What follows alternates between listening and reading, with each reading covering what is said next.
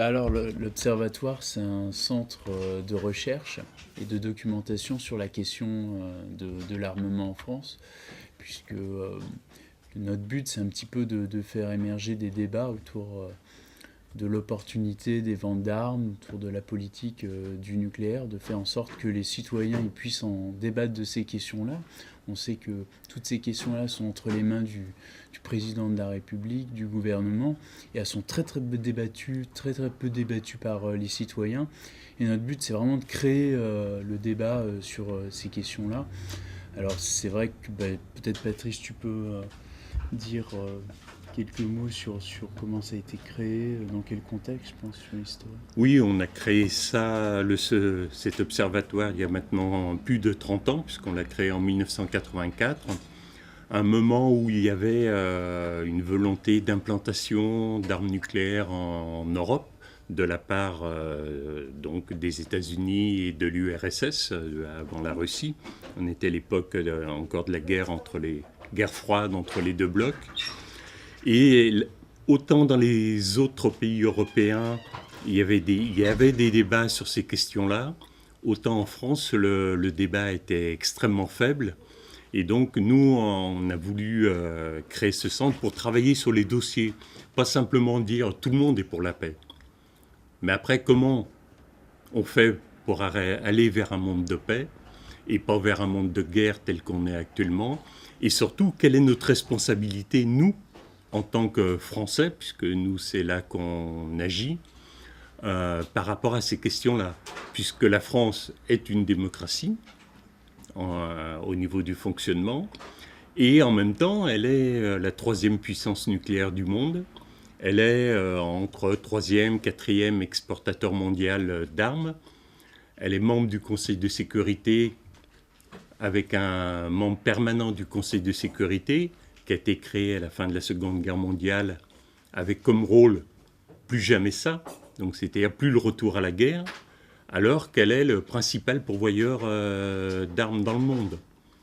Et donc pour nous, ça pose question, et on voudrait bien faire en sorte qu'il y ait moins d'armes dans le monde, que les armes nucléaires deviennent interdites, comme c'est en débat actuellement à l'ONU, et surtout que les citoyens s'emparent de ces sujets-là pour conduire les gouvernements à mettre en œuvre une vraie politique de paix. Concrètement, nous, on travaille sur deux sujets principaux. Donc, les transferts d'armement de la France, pour les limiter, pour que le Parlement puisse contrôler aussi ce qui se passe et que ce ne soit pas décidé uniquement par l'exécutif. Et puis aussi sur toute la question des armes nucléaires, là aussi, pour arriver à ce que la France renonce à ses armes nucléaires. Et ça passera par un débat, notamment avec les parlementaires, et au lieu d'être en train, comme elle l'est actuellement, de vouloir renouveler son arsenal nucléaire, comme les décisions vont être prises prochainement.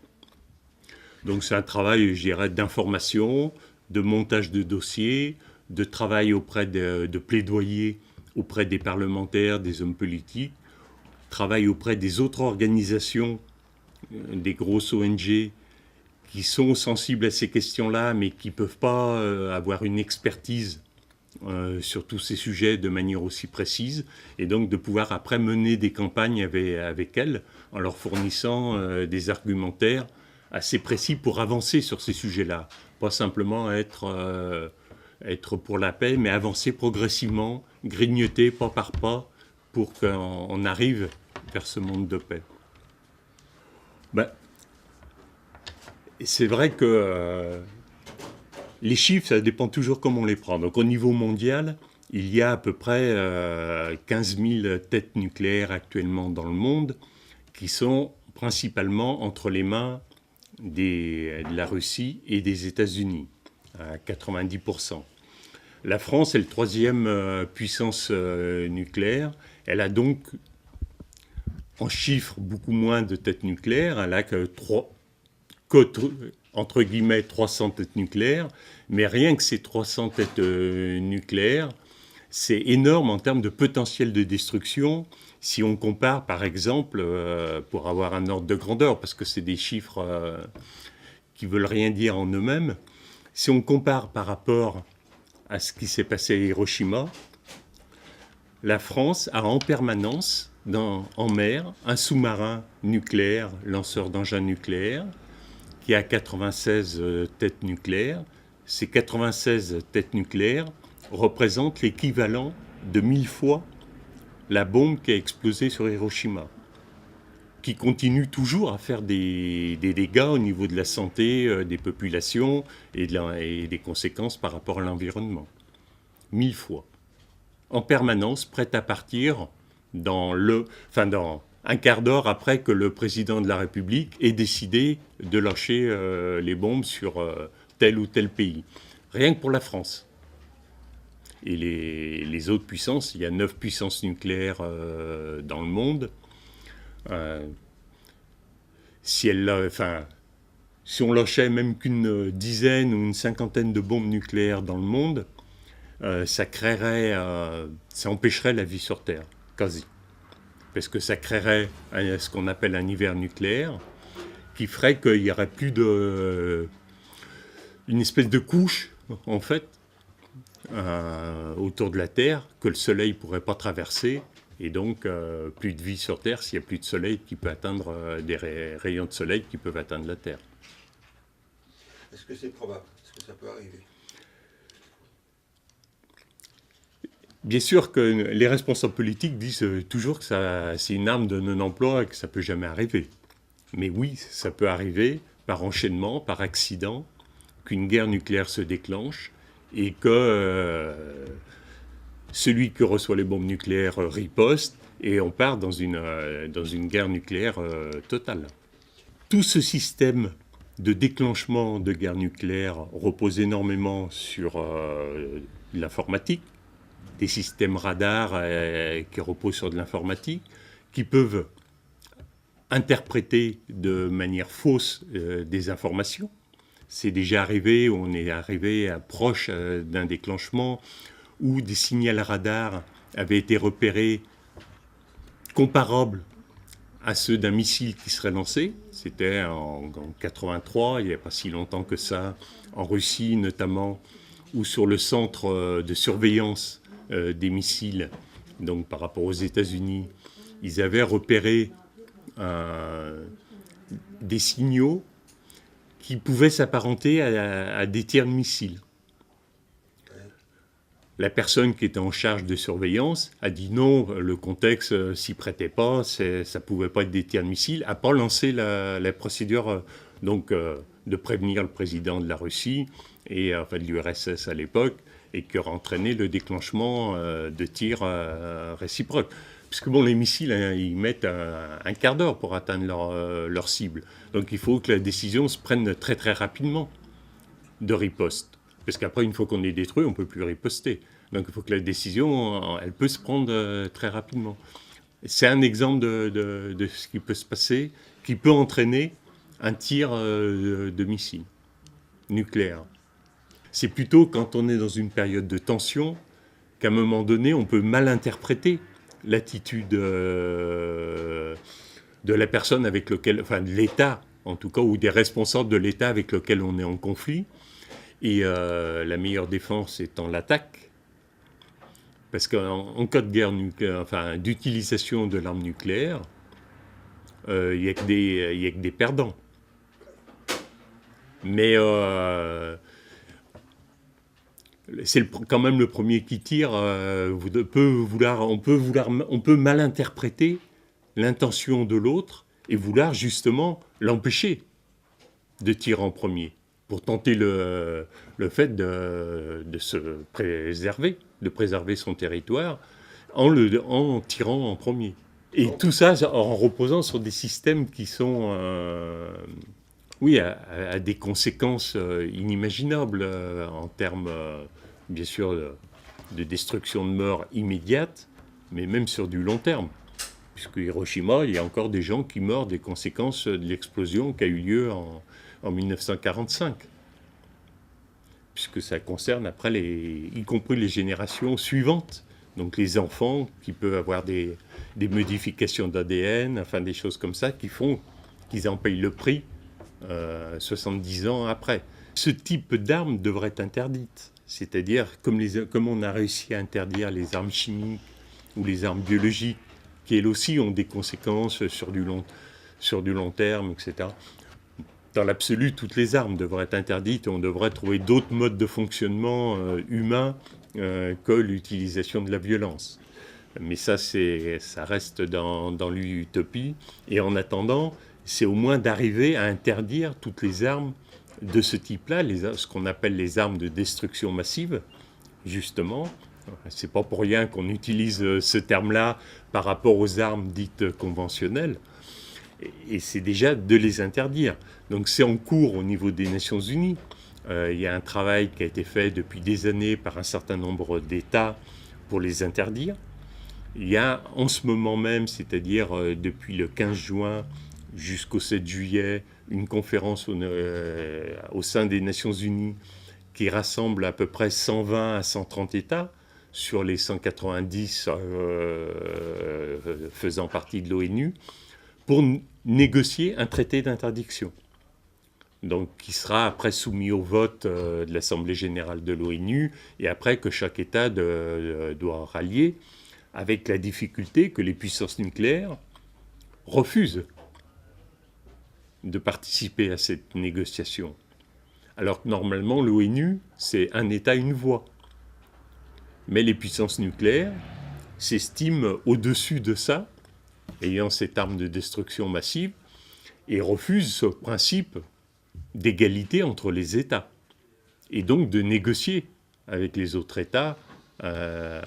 Et ça, c'est une véritable difficulté, un véritable problème qu'on rencontre.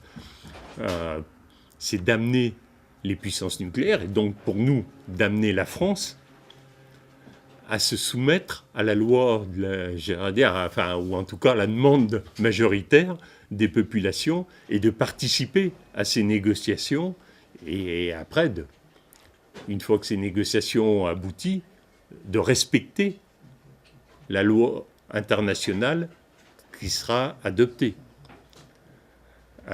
D'autant plus qu'on a un pays dit démocratique, qui est promoteur des droits de l'homme, qui dit respecter la communauté internationale. Mais quand on rentre dans la pratique, et c'est bien là tout le cynisme des États et sur lequel on essaye de travailler, ne respecte pas la loi internationale.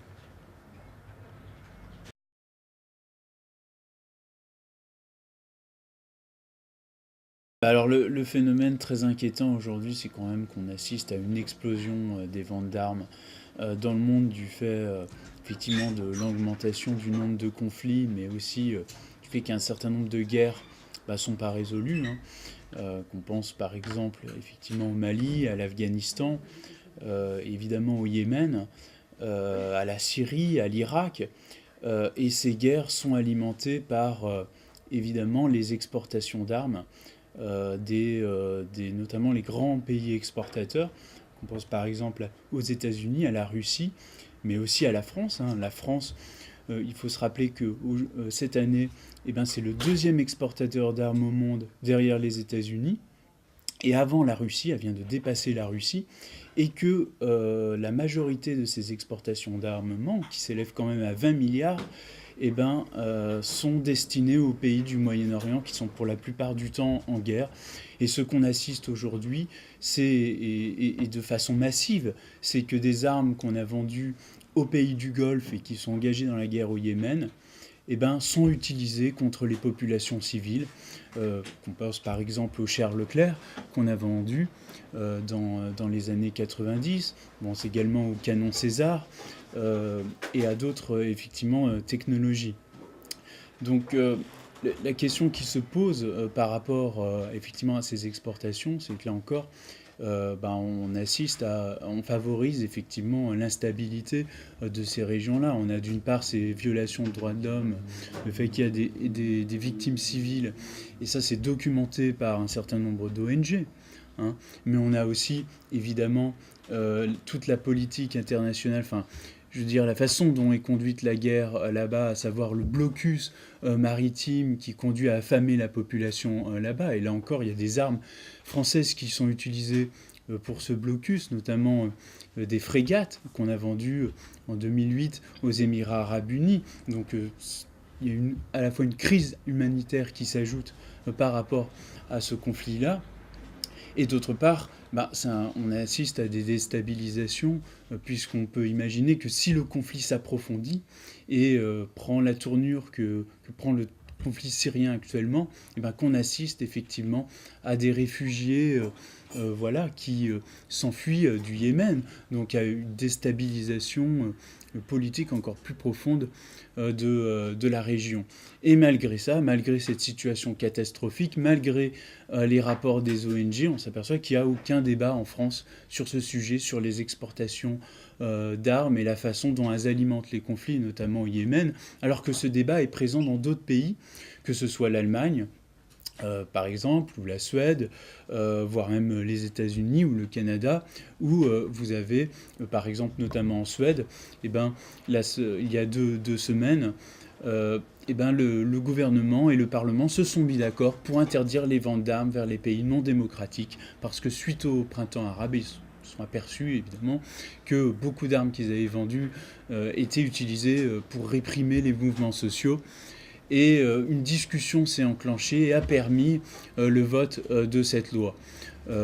Et ces discussions sont également présentes au Royaume-Uni notamment, où un juge a été saisi suite aux ventes d'armes pareilles à l'Arabie Saoudite qui sont utilisées contre les populations civiles, et doit statuer sur la légalité de ces ventes d'armes au regard des lois internes, mais aussi des règles internationales, notamment le traité sur le commerce des armes. Et en France, on n'a aucun débat sur ces questions-là.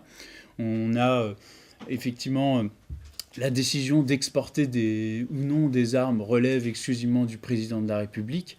Et c'est vrai que non seulement le Parlement n'a pas voix au chapitre sur ces questions-là, mais on peut dire aussi qu'il n'y a pas forcément une volonté politique de la part des députés, voire peut-être même des citoyens, d'interroger profondément l'opportunité de ces exportations d'armes. On a une vision à court terme, on privilégie les bénéfices économiques de ces exportations, sans égard par rapport au droit international, sans égard par rapport aux droits humains, et sans aussi vision à long terme de la question plus large de la résolution de ces crises qui s'approfondissent toujours davantage. Et on sait qu'aujourd'hui, on assiste à effectivement des réfugiés qui quittent la Syrie, qui rejoignent l'Europe.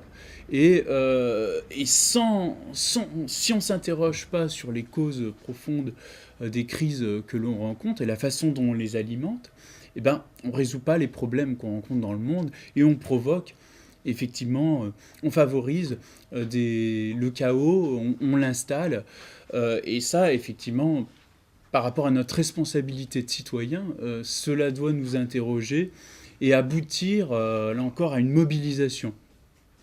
Nous, à l'Observatoire des armements, ce qu'on demande, par exemple, c'est qu'il y ait un réel contrôle parlement des exportations d'armes, par le biais de la création, par exemple, d'une commission parlementaire qui pourrait donner son avis, contrôler, limiter, interdire les ventes d'armes, au moins vers les destinations les plus sensibles que sont les pays en guerre ou situés dans des régions où les choses se passent pas très bien. Et ce contrôle, on voit qu'il a été mis en place en pratique dans d'autres pays, comme la Suède ou les Pays-Bas. Donc c'est pas impossible de le mettre en place. Mais aujourd'hui, on a du mal à le concevoir en France. Voilà, donc c'est de faire en sorte que ce débat naisse à la fois au sein du Parlement français, mais aussi auprès de la société française.